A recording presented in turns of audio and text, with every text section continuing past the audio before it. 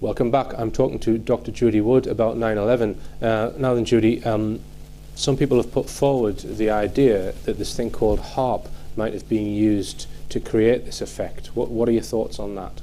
Well, it seems like another kind of name dropping, like bin Laden. It's just a different boogeyman.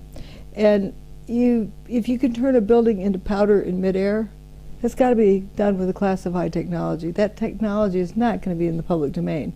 And if it's not in the public domain, we're not going to know the name of whatever technology that did this. That's why I don't bother to look at, eeny, meeny, miny, mo of the choices that are out there. Instead, this name dropping of HAARP is done so much that I've come to say that HAARP, what that stands for, is High Amplitude Advancement of Real Propaganda. Right. Okay. Well, the other thing that people allege HAARP is used for is weather modification. And if viewers just want to go and watch the previous interviews that I did with Dr. Wood, if you go to the website richplanet.net, and on the left-hand side you click on 9/11 shows, those two interviews are in there. And in the second interview, we spoke about the hurricane. Was it a hurricane? Yeah, Hurricane Erin. Hurricane Erin on 9/11, which had a very peculiar path, which was a perfect straight line.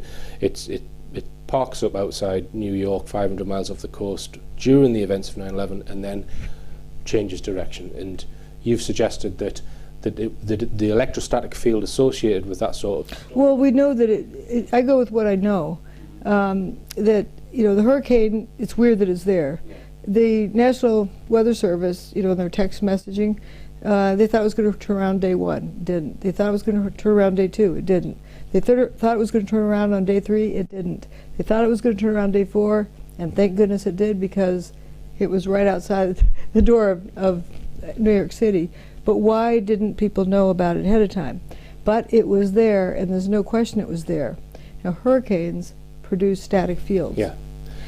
Electrostatic field, the thing that makes your hair stand up on end when you rub it with a balloon. And people sometimes feel a storm coming. They feel that static field. Yes. Birds know when to hide. Now this is a good time to play this clip of these trucks that you showed me earlier, Judy, which is fascinating.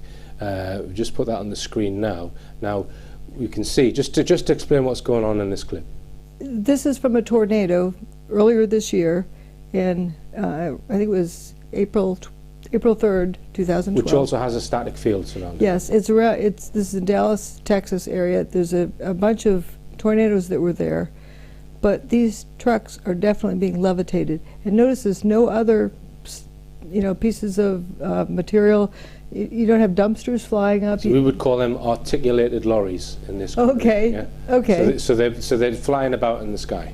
Right, yeah. and they're... And you'd say that is not the wind or the gusts doing that. If it was wind, there would be other things flying around too. Yeah, so how are those trucks being levitated, as best you can explain that?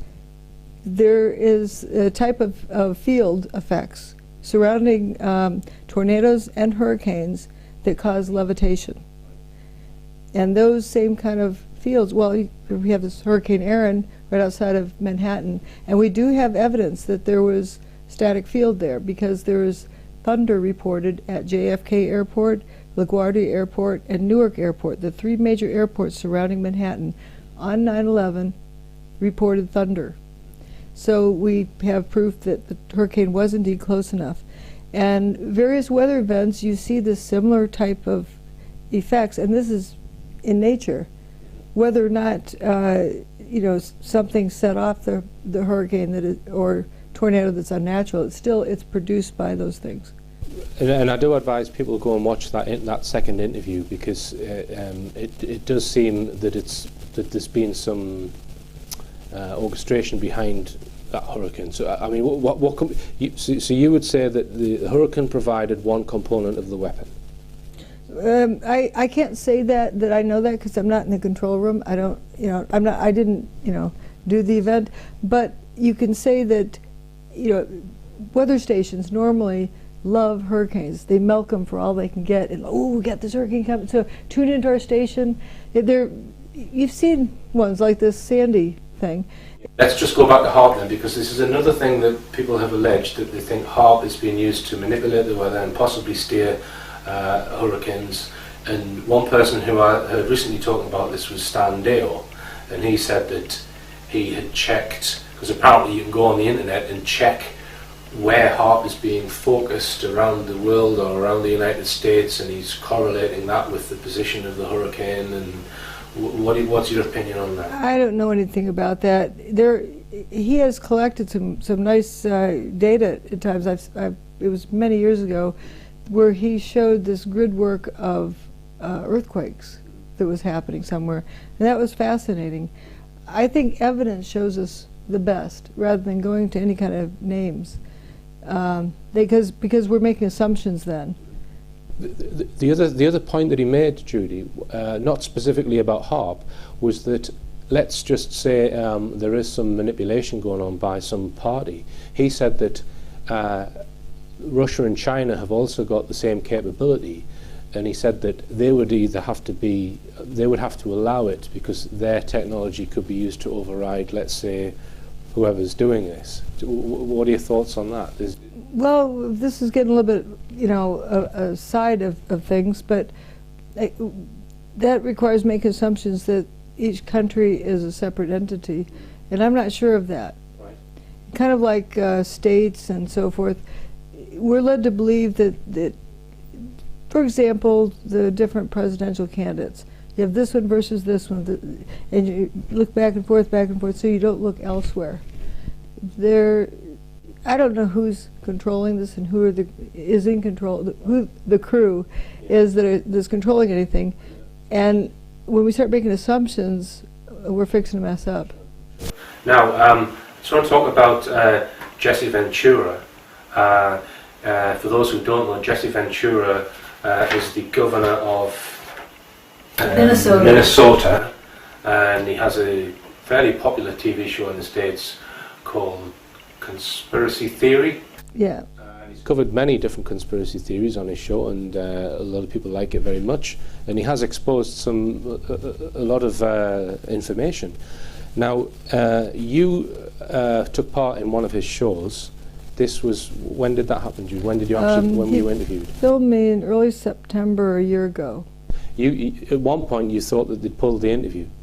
Is that right? Right. They pulled that particular show that you appeared in. Right. It was supposed to air, I think, the beginning of January, and then, well, it's going to be the end of January. 2012. Yep. And then it's going to be the beginning of February, and that's going to be the end of February. Well, the beginning of March, and about that time I started wondering about what was going on. And last, July, I heard Jesse Ventura on a radio show saying he thought it was less than a 50% chance this series would ever see the light of day. The whole series, or just that one show? The whole series. Okay. And the whole series got pulled last year. It was going round and round in edit mode. That's what they were telling me, that they need to keep editing it. Right. And then something happened right after that, and it ended up in someone else's hands, and they needed to re-edit it to how they wanted it, and then voila, it came out. Right, and so it was, you think it was re-edited from what it was originally intended to be then? Right, because a different, as it was explained, a different group was in charge. And everyone has their own style for how they want it edited. So, it seems like they were maybe going to pull it, and then they've just messed with it instead, you think? Yeah, right. They edited it and how they wanted it. And what I was told that there were originally 8 episodes to the series, and they were going to air 7 of them. All right. Now, and in that episode that you were in, he described the technology as a death ray.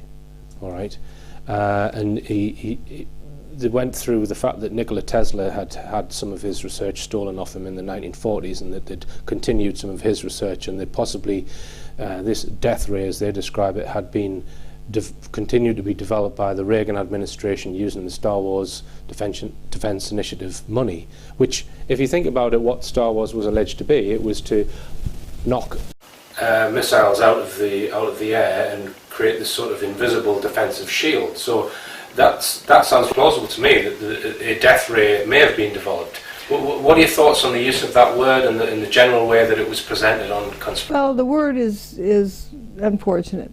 But if you remember in 2006, when I first started really showing a lot of the evidence, folks were saying, well, energy weapons don't exist. And I said, well, what do you think our tax dollars went to in the Star Wars program? So the first big series I put out there, the name of it was the Star Wars beam weapons, to sort of hit people in the head of, those people probably know what was used. If this is an energy weapon, certainly, somebody running the Star Wars program would know what kind of thing it was. I didn't know the name of it, but that's how I started out.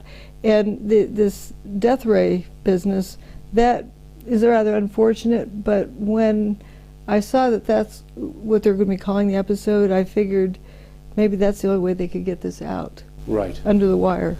Because Jesse Ventura himself, I think, is trying to get the truth out, but perhaps he's not in total control of the edit and the show. One thing I can say is every time I've heard him on a radio show talking about my work, he's never made a mistake. Jesse Ventura was on the Alex Jones show recently. For those who don't know, Alex Jones has a radio show in America, which is, again, it covers conspiracy theories, if that's what you want to call them. And Jones was seen to accept what Jesse Ventura was saying about what he called the death ray, but really he was talking about an energy weapon, which that's not what my understanding of Alex Jones has been. From what I've learned about Alex Jones, he's always knocked back people who wanted to talk about your research. So do you think there's been a shift to just at least discuss it? I don't know. And there was the next person on his program was Jesse's son, and that was another thing altogether. And it turned into people who support Dr. Wood are attacking him, and the other side's attacking these sides, and attacking that side, and it seemed very divisive. Yeah, I think perhaps what's going on is that when they're trying to hide something, the first look thing over here. Yeah, but they initially ignore it and make sure it doesn't get in the media. But when it gets to a certain level, they can't ignore it, so they then mutate colour it. Yeah. So perhaps there's a bit of that going on. Who and knows? if I was going to rationalize, and excuse, how things are coming out, maybe the public can't handle, understanding exactly what happened with, interference of different energy forms. And so having it called one, a death ray or something. But what my work is about isn't really the same as, the kind of weapons they use to harass somebody. Just to, I know that there's an abundance of these gizmos you can shine into somebody's house, and they feel like they have ants crawling up their leg, and bug somebody at a personal level. Right, so they're mixing your work with those kinds of or shoot somebody with a ray and have a heart attack. But there are field effects and energy weapons that cause field effects and interference within those fields that cause various effects. That wasn't really covered, but maybe they thought that was too difficult for people to understand. Don't know. Now, one question that often gets asked about you, Judy, is how come you're still alive if everything that you're saying is true? Probably the same reason John Hutchison is crazy, insane, get marginalized. That was their approach. If they can't marginalize you, then they have to take worse measures. And women are usually easier to marginalize. A dumb broad, whatever. I've never heard that one before. The women I've met aren't easy to marginalise. But I know what you mean. Yeah. I think I know what you mean. And they prefer to go that route, I think. Right. And look at how effective it's been. Yeah. All right. Now I just want to touch on your academic career, because you were at Clemson University in South Carolina, and you were involved in researching 9/11 for about a year while you were still there, before you left. How did you find that?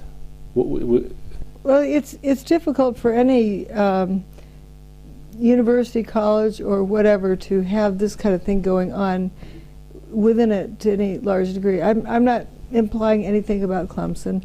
I'm just saying an educational institution anywhere. you know, you have all sorts of trolls on the internet. Trolls, yeah. Yeah, either somebody's leading or they're following or they're in the way. If they're in the way, I call them a troll, just a generic term.